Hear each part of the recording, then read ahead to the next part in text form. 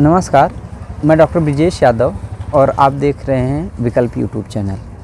जैसा कि आप जानते हैं, सामाजिक कार्यकर्ता और पर्यावरण चिंतक डॉक्टर सोनम वांगचुक लद्दाख में पिछले 2-2.5 साल से लद्दाख के पूर्ण राज्य और कुछ और पर्यावरण संबंधी समस्याओं को लेकर के आंदोलन कर रहे हैं।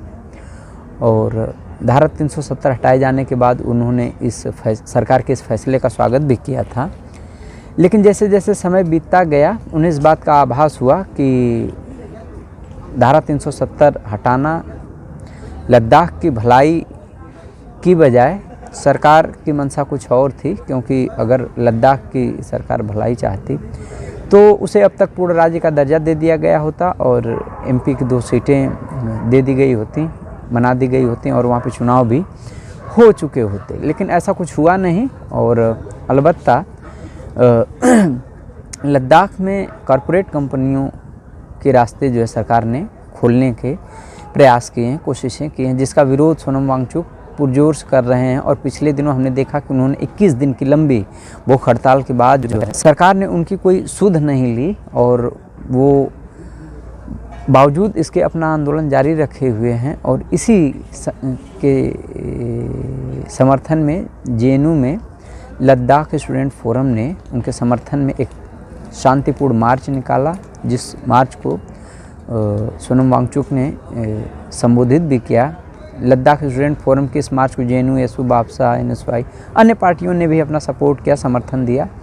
और यहाँ पे कुछ लद्दाखी छात्र हैं, उनसे हम बातचीत करते हैं और जानेंगे कि उनकी मुख्य समस्याएं क्या हैं, उनकी मांग क्या है। सबसे पहले तो आप अपना नाम परिचय। जी, मेरा नाम तंजीन दोरजे है। और मैं इधर सी पोर्ट का स्टूडेंट हूँ, पीएचडी सेकेंड ईयर। तो आज हम, जैसे कि आपको पता है, कल से हमने मोबिलाइज़ किया था। तो हमारे जो मांगे चल रही थी काफ़ी दिनों से उधर लेह में, तो उसके समर्थन में हमने आज इधर एक मार्च निकाला था गंगा ढाबा से साबरमती तक। तो उसी के संबंधित काफ़ी लोग इधर घेदर भी हुए थे आज। तो अब आज अगर हम अपनी मांगों की बात करें तो वो बेसिकली 4 पॉइंट्स है। तो उसमें से पहला तो है कि लद्दाख को एक पूर्ण राज्य की दर्जा दिया जाए, क्योंकि 2019 के बाद वहाँ पे सिर्फ एक अकेला मेंबर ऑफ पार्लियामेंट है। तो पॉलिटिकल रिप्रेजेंटेशन वहाँ पे कोई भी नहीं है। उससे पहले हमारे 4 मेंबर ऑफ लेजिस्लेटिव असेंबलीज हुआ करते थे और 2 लेजिस्लेटिव काउंसिल्स हुआ करते थे। तो वो नहीं है। एक तो वही है स्टेटहुड का डिमांड, और दूसरा है कि लद्दाख को 6ठे शेड्यूल के अंदर उसको संरक्षित किया जाए, क्योंकि 6th schedule is specifically meant for tribal people. Yes, and 97 I think it's more than 90% of people are tribal. तो वही है कि 6th शेड्यूल के अंदर लद्दाख को लाया जाए। और तीसरा है कि 2 पार्लियामेंट्री सीट्स वहाँ पे डिक्लेयर किया जाए, एक लेह के लिए जो बुद्धिस्ट मेजॉरिटी है और एक कारगिल के लिए। वो तो अभी जो हमारे लीडर्स वहाँ पे वार्तालाप करने के लिए गए थे, तो डिसाइड ये हुआ कि अभी डिलिमिटेशन तो 2026 के बाद ही होना है। तो फिलहाल उसको ठंडे बस्ते में रख दिया गया है। तो ये तो हो गया तीसरी पॉइंट। और चौथी पॉइंट है कि वहाँ पर रोज़गार को लेकर पब्लिक सर्विस कमीशन। तो पहले तो हम लद्दाखी लोग JKPSC में हम कम्पीट कर पाते थे। तो 2019 के बाद रूल ये बना है कि we can not just compete there. तो उसके बाद हमारा कोई सर्विस कमीशन है नहीं। तो 19 के बाद गेजेटेड पोस्ट पे कुछ रिक्रूटमेंट्स नहीं हुए और रिक्रूटमेंट रूल्स भी अभी फ्रेम हो रहे हैं, तो टाइम लग रहा है उसका। तो ये 4 डिमांड है, तो इन्हीं को लेकर हम आज यहाँ पे आए हुए थे। जी, मेरे ख्याल से मुझे जहाँ तक पता है कि जो आपकी डिमांड है, ये सारी डिमांड जो है बीजेपी गवर्नमेंट ने पिछले अपने चुनाव में मैनिफेस्टो में भी रखा था। तो आपको ऐसा क्यों, मतलब ऐसा सरकार को क्या दिक्कत है कि वो इन मांगों को पूरी नहीं कर रही है? अच्छा, ये काफ़ी अच्छा सवाल है, क्योंकि सरकार की तरफ से कुछ कॉन्क्रीट प्रपोजल नहीं आया अभी तक, ठीक है। और दूसरा, जो सरकार हमेशा वहाँ के बीजेपी लीडर्स बोलते हैं कि वो हमेशा कोशिश करते हैं कि 6th शेड्यूल में से खामियां निकाला जाए। वो बोलते हैं कि दिस इज़ नॉट सूटेबल, जबकि उन खुद का प्रॉमिस था, मैनिफेस्टोज में भी दिया था 6th शेड्यूल देंगे। लेकिन जो खामियां वो लोग पॉइंट आउट करते हैं वो बिल्कुल क्या कहते हैं, मतलब they are not up to the mark. वो मतलब ऐसे एक काइंड ऑफ प्रोपेगेंडा है, ठीक है। तो एक तो ये है। दूसरा है कि सरकार की तरफ से कुछ कॉन्क्रीट प्रपोजल अभी नहीं आया है, तो वी आर जस्ट कन्फ्यूज। तो उनका प्रपोजल नहीं आया है, तो what we can make out. हम तो यही कह रहे हैं कि जो कॉरपोरेट्स वगैरह है, माइनिंग इंडस्ट्रीज़ है, तो उनका प्रेशर हो सकता है। This is kind of an assumption, क्योंकि कुछ आया नहीं है, ऑफिशियली कुछ आया नहीं है, ठीक है। तो कभी बोलते हैं वो लोग 13 शेड्यूल ला सकते हैं लद्दाख के लिए, बीजेपी के लीडर्स कभी बोलते हैं कि 5th शेड्यूल हो सकता है, कभी 371। तो कॉन्क्रीट प्रपोजल तो कोई है नहीं उधर। अगर तो in the absence of such a concrete proposal, तो एक काइंड ऑफ एन एप्रीहेंशन बढ़ जाता है कि क्या है, मतलब why they taken a U turn on this issues.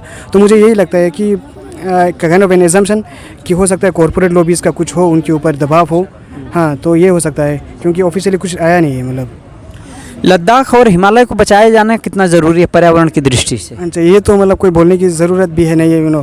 सबको पता है कि जो डेवलपमेंटल मॉडल है, डेवलपमेंटल डिस्कोर्स है, उसमें काफ़ी सारे मॉडल्स की बात होती है। सिर्फ मटेरियल डेवलपमेंट को हम डेवलपमेंट नहीं कहेंगे, सस्टेनेबल डेवलपमेंट होना चाहिए, जो कि करेंसी है आजकल का, ठीक है। तो उसको देखते हुए कि तो बहुत ज़रूरी बन जाता है कि हिमालयाज़ को प्रोटेक्ट करें। तो अच्छा, एक बात इसमें बहुत ज़रूरी है, हिमालयाज़ को प्रोटेक्ट करना 6th schedule is not enough for that, ठीक है। तो उसके लिए तो हमें ग्लोबल लेवल पर काम करना होगा। हमें पता है जैसे, हाँ बिल्कुल, जो डेवलप्ड और डेवलपिंग कंट्रीज़ के बीच में जो डिस्कोर्स चलती रहती है, जो डिसएग्रीमेंट चलती रहती है, उसको सॉल्व करना होगा। तो ग्लोबल लेवल पे तो हम कह सकते हैं कि एक काइंड ऑफ कोऑर्डिनेशन चाहिए, ठीक है, सभी कंट्रीज़ में। वो तो अलग बात हो गया, लेकिन लोकल लेवल पर भी 6th शेड्यूल काफ़ी ज़रूरी है, क्योंकि अगर लोकली हम उसको प्रोटेक्ट नहीं करेंगे तो फिर उसका भी कुछ फ़ायदा नहीं है, ठीक है।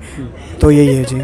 आप अपना परिचय दीजिए। जी, मेरा नाम है सेवांग नामग्याल है और मैं यहाँ का PhD कर रहा हूँ JNU से SIS में, रशियन सेंट्रल एशिया स्टडीज़ में। तो I would like to add more points on why the 6th schedule is important for Ladakh. 6th schedule is not just a demand of the people, but it is a need as well as the rights of the indigenous people, because in constitution it is mentioned, article 242 provisions 2. This 6th schedule has been mentioned in this article. This has been made specifically for the tribal peoples.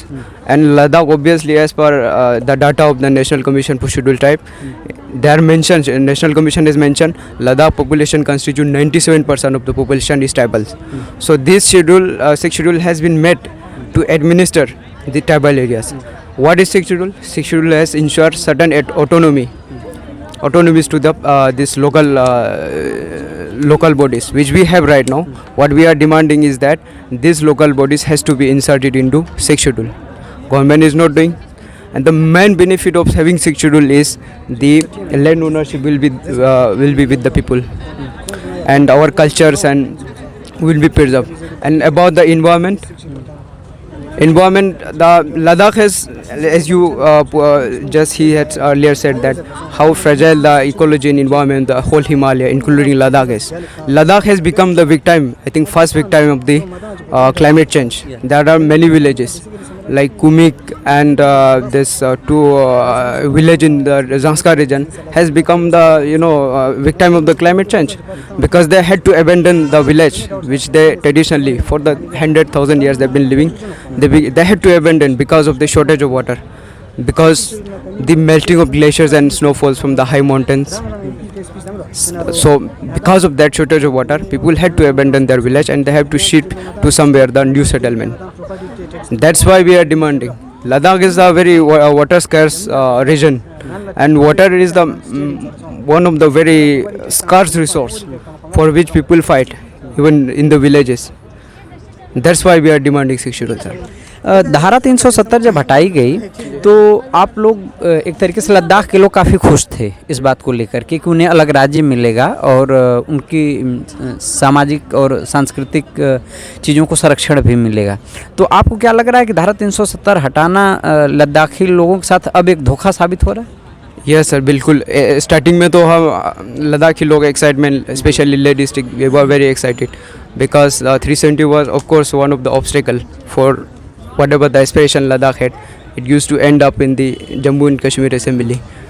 In the initial phase of this removal of 370, we were happy, but we were happy because government had promised us more better than what we had in the 370 during. They promised to bring Ladakh under the 6th schedule of the constitution in their election manifesto 2 times. But it has not happened. Almost 4 years has been passed, but the promise has not been fulfilled. That's why we are right now the excitement phase has faded away, and there are more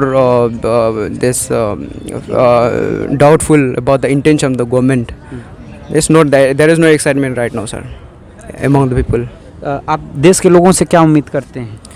We have a huge faith in the Constitution of India, people of India, and people will fight for Ladakh. People will support Ladakh. Climate first. It is not just about Ladakh issue, particular region. It is about the sustainable development.